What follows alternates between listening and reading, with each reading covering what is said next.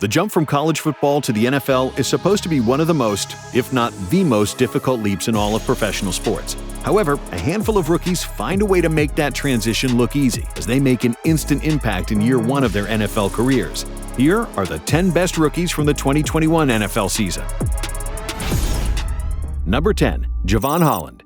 Holland was the first safety off the board in last year's draft, and his rookie season shows why that was the case. The second-round pick out of Oregon was really a do-it-all type of safety for the Dolphins this season. Miami utilized Holland in a variety of ways as he flew all around the field.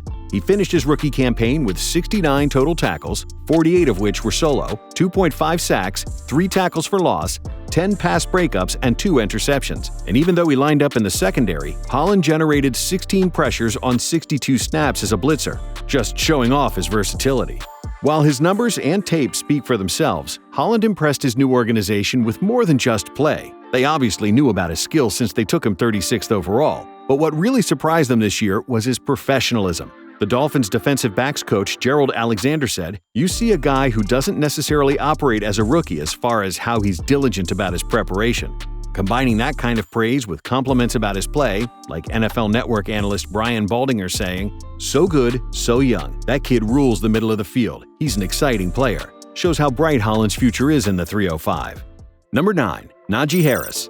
During his collegiate years with the Crimson Tide, Harris developed a reputation for being a no-nonsense, extremely hard worker who could run you over or stiff-arm you into oblivion. Leading up to the draft, it was no secret that the Steelers wanted him in the black and gold for all those reasons. As a rookie, Harris has been everything that was advertised in Tuscaloosa. Numerous reports came out of Pittsburgh this season that the Steelers couldn't get him to leave the facilities. His running backs coach actually had to make him leave because Naji was apparently working too hard. That hard work paid off on the field this season as Naji broke Franco Harris's franchise record for most rushing yards as a rookie. The Steelers are such a storied franchise that breaking any of their records is quite the feat, especially one of Franco Harris's. Naji finished with 307 carries for 1,200 yards and 7 touchdowns, while also showing off his ability to help in the passing game, hauling in 74 catches for 467 yards and 3 touchdowns. His 381 touches were the most by any player in the NFL this season. Not only was Harris about as solid as they come, he also showed flashes of being able to just take over and carry the Steelers, like when he rushed for 188 yards in a Week 17 win over the Browns. From his work ethic to his production, Naji seems like a perfect fit in the Steel City. Number 8. Kyle Pitts. Anytime a tight end gets drafted with a top 5 pick, expectations are going to be sky high. So the Falcons using the 4th overall pick on Pitts meant there was going to be a high bar for him to try to clear as a rookie. As a Florida Gator, people fell in love with Pitts' world-class athleticism. He had the body of a tight end, but the athleticism and the hands of a wide receiver. He put that unique combination to good use during his rookie season in Atlanta, as he became the first tight end in NFL history to have 60-plus receptions to go along with 900-plus receiving yards. His 1,026 receiving yards was just 51 shy of passing Mike Ditka for the most receiving yards ever by a rookie tight end. The reason for these season-long numbers is Pitts had some monster games this season. After getting off to a bit of a slow start, he went off in back-to-back games against the Jets and Dolphins, recording 9 catches for 119 yards in Week 5 before catching 7 for 163 following a bye week. Those were the types of games that showed why people viewed him as the tight end of the future coming out of college. The only reason Kyle isn't higher on this list is that he struggled with consistency at times. That and he only had 1 receiving touchdown all season. But other than that, he found a way to live up to expectations, making the Pro Bowl in his first year. Number 7. Pat Surtain II. Football is in Pat's blood, as his father was a 3-time Pro Bowl cornerback for the Dolphins and Chiefs back in the day. Now he's trying to follow in his dad's footsteps and got off to a great start in Denver this year. As a rookie, he looked as polished as someone who had been playing in the NFL for years. There just weren't nearly as many mistakes as you would expect from a rookie cornerback. Teams couldn't pick on him and rarely, if ever, beat him over the top. He was targeted 14 times this season on passes of 20-plus yards, intercepting 2 of those balls and only allowing 1 to be caught for 36 yards. Teams only throwing 14 of those passes tells you everything you need to know about what they thought of Surtain. The high of his season came in Week 12 as he faced off with another one of the league's brightest stars in Justin Herbert. Advantage Surtain in this matchup as he picked off Herbert twice and ran 1 70 yards back to the crib for 6. Surtain's 13 combined interceptions and forced incompletions on the year had him in a tie for first among all rookie cornerbacks this season. Lockdown corners are so hard to come by. and it seems the Broncos have found the next one in Surtain. Number 6. Mac Jones. Even though Mac Jones was the 5th quarterback off the board in last year's draft, spoiler alert, he's the only one that you'll find on this list. While Mac didn't put up the flashiest numbers or single-handedly win the Patriots games, he deserves credit for doing almost everything that was asked of him. This offseason, he wasn't even guaranteed to be the starter, as the Pats still had Cam Newton. But Bill Belichick saw something in Jones during training camp that he liked enough to name him the starter and release Newton.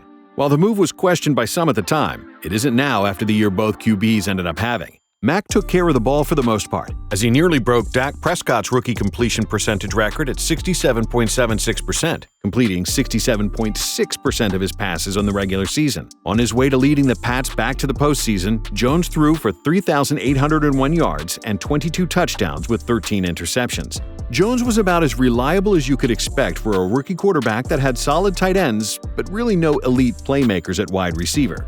There's just something about New England hitting on quarterbacks that weren't at the top of their respective draft class. Number 5. Jalen Waddle. While another wide receiver who will come up later attracted most of the attention among rookie wideouts, Waddle had himself quite the rookie season down in Miami. He showed signs of elite separation skills as he found himself wide open on numerous occasions after making DBs just look silly. That ability to get open helped him break Anquan Boldin's record for most receptions in a player's first season, as Waddle finished the year with 104 receptions for 1,015 yards and 6 touchdowns. It also helped how good he was going up and making plays in traffic. Waddle was second in the entire league in contested catch rate for receivers at 71%, trailing only Mike Evans. Overall, it was a very productive year for Waddle, and how he played down the stretch played a pivotal role in the Dolphins turning around their season and making a late playoff push. The numbers back this up for Waddle too, as he ranked 14th among all wide receivers, not just rookies, in Pro Football Focus's wins above replacement metric this season. It's safe to say that we're going to be seeing the Penguin dance in the end zone for many years to come. Number 4. Creed Humphrey. While the Chiefs have consistently had one of the most complete offenses in the league over the past few seasons, it has not been because of stellar offensive line play. This glaring weakness was highlighted on the game's biggest stage last year, as the Buccaneers just teed off on Patrick Mahomes in the Super Bowl. So the Chiefs decided to try to fix this by taking Humphrey out of Oklahoma with the 63rd pick in the draft. Plugging in a rookie offensive lineman and asking him to solve your problems is a tall task almost no matter what. But it's even more difficult when it involves the center. Centers in the NFL already have so much responsibility that the leap from college to pro ball is that much tougher for them. Don't tell that to Creed, though. He started every game at center for the Chiefs this season and was a stud. He allowed just 12 pressures all season and earned the best PFF run-blocking grade at 92.5 of all centers, not just rookies. He may not have solved all the Chiefs' blocking problems, but he's certainly done his fair share and then some as a rookie. Number 3. Rashaad Slater. The Chargers nailed their draft pick 2 years ago by taking Justin Herbert, so they decided to do the same with someone who would protect him. They took Slater out of Northwestern with the 13th overall pick to do that job, and that's exactly what he did this year. Out of all the rookie tackles drafted since 2010 with a minimum of 500 pass-blocking snaps, Slater is second in pass-blocking snaps per pressure allowed, with his number being just 27, only behind All-Pro tackle Tristan Wirfs. And Slater didn't just excel at pass protection as a rookie. He was just as effective in the rushing game as well. His 80.8 PFF run-blocking grade ranked 5th among all qualifying tackles this season. As an offensive lineman, it's impossible for his numbers to be as eye-popping as skill players. But that doesn't mean he was not one of the most valuable rookies on the field for his team this year, already being named Pro Bowl. It looks like the Chargers have found their franchise QB and franchise tackle in back-to-back drafts.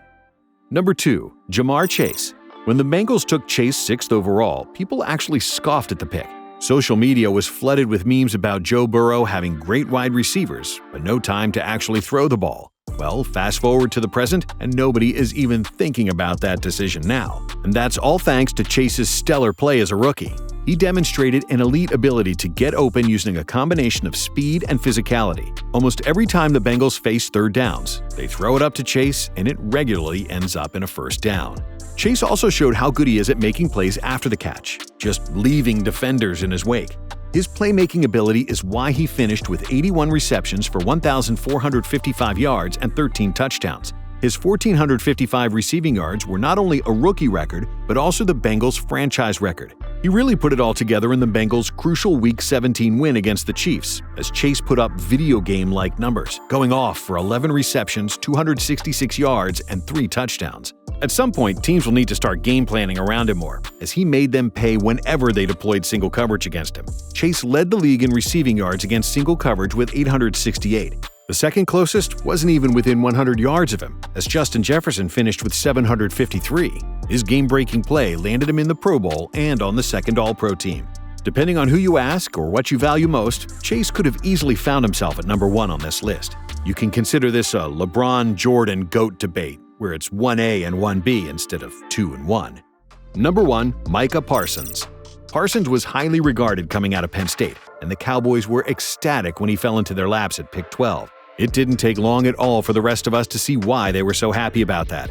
The 6'3", 240-pound linebacker does it all for Dallas. Guys his size just aren't supposed to be as athletically gifted as he is, and they definitely aren't supposed to be able to run a sub-4.4 40-yard dash. During his rookie season, Parsons put together all the intangibles, as he showed just how special of a player he can be. There really isn't anything he can't do on the defensive side of the ball. He is just as dominant rushing the passer as he is in coverage. Parsons also is the only player in the NFL to record 250 coverage and pass rush snaps. His 19.4% pressure rate from defensive line alignments led all defenders with at least 100 pass rushing snaps, and he allowed a receiving conversion on only 23% of his targets as the primary coverage defender, which ranked 5th among linebackers with 25-plus targets. He filled up the stat sheet too, as he amassed 84 tackles, 13 sacks, 20 tackles for loss, and 3 forced fumbles. He was named to the Pro Bowl and is just the 4th rookie linebacker in NFL history to make first-team All-Pro. It's clear that Parsons is a very rare talent,